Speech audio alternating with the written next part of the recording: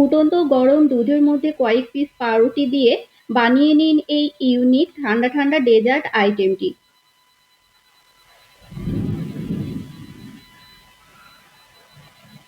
তো ডেজার্ট আইটেমটি বানানোর জন্য এখানে আমি ওই প্রায় হাফ লিটার মতো দুধ নিয়ে নিয়েছি। দুধটাকে অল্প একটু গরম করে নিয়েছি, মানে অল্প একটু গরম হয়ে এলে এখানে কয়েক পিস আমি পাউরুটি দিয়ে দিয়েছি। 3 থেকে 4 পিস মতো পাউরুটি দিয়ে দিতে হবে। পাউরুটির মধ্যে দিয়ে দেবো 3 টেবিল চামচ চিনি।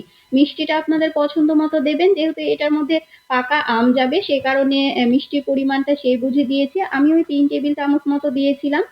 এবার গ্যাসের আঁচটা একদম লো ফ্লেম করে দিয়ে দুধের সঙ্গে পাউরুটিটাকে খুব ভালো মতো মিশিয়ে নিতে হবে। খুব সুন্দর মতো করে মিশিয়ে নিয়েছিলাম। মিশিয়ে নিয়ে এটা যখন অল্প একটু ঠান্ডা হয়ে আসবে একটা মিক্সিং জারের মধ্যে নিয়ে নেব। একদম গরম অবস্থায় এটা মিক্সিং জারের মধ্যে নিয়ে ঘুরিয়ে নেবেন না, অল্প যখন ঠান্ডা হয়ে আসবে তখনই ঘুরিয়ে নিতে হবে। এর মধ্যে আমি কিছুটা দুধ দিয়েছিলাম হাফ কাপ মতো। এবার দিয়ে দেব একটা পাকা আম। আমটা যেন টক না হয়, মিষ্টি হয় সে বুঝে আমটা দেবেন। এবার আম আর পাউরুটিটাকে খুব সুন্দর মতো ঘুরিয়ে নেওয়ার পর এখানে ভ্যানিলা এসেন্সের যে আইসক্রিমটা হয় সেটাই দিয়ে দিয়েছে। আপনারা আইসক্রিমের পরিবর্তে গুঁড়ো দুধও দিতে পারেন।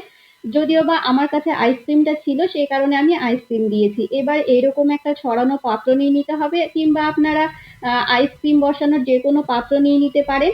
এটার মধ্যে প্রথম লেয়ারে দিয়ে আমি কিছুটা মানে আম কুচিয়ে দিয়েছিলাম। এটা দিলে কিন্তু খেতে খুব ভালো হয়, সে কারণে এভাবে আমি লেয়ার হিসাবে দিয়ে লেয়ারে লেয়ারে কিন্তু আম কুচিয়ে দিয়েছি। এবার প্রত্যেকটা লেয়ারে আমি সেম ভাবে দিয়ে ওপরেও কিছুটা কুচিয়ে নেওয়া আম ছড়িয়ে দিয়েছিলাম। এবার এটাকে আমি 4 থেকে 5 ঘন্টা মতো ডিপে রেখে দিয়েছি। এটা কিন্তু ব্রেড আইসক্রিম হয়ে গিয়েছে। এটা খেতে খুবই ভালো ছিল। তো আপনারা কিন্তু একদম অল্প সময়ে আর অল্প খরচে এইভাবে ব্রেড দিয়ে আইসক্রিম বানিয়ে নিতে পারেন। ব্রেড আর আম দিয়ে আইসক্রিম বানিয়ে নিতে পারেন। ওই 5 থেকে 6 ঘন্টা মতো ডিপ ফ্রিজে রাখলেই কিন্তু এটা জমে যাবে আর খেতে খুবই ভালো হয়, সেটা আপনারা দেখলেই বুঝতে পারছেন।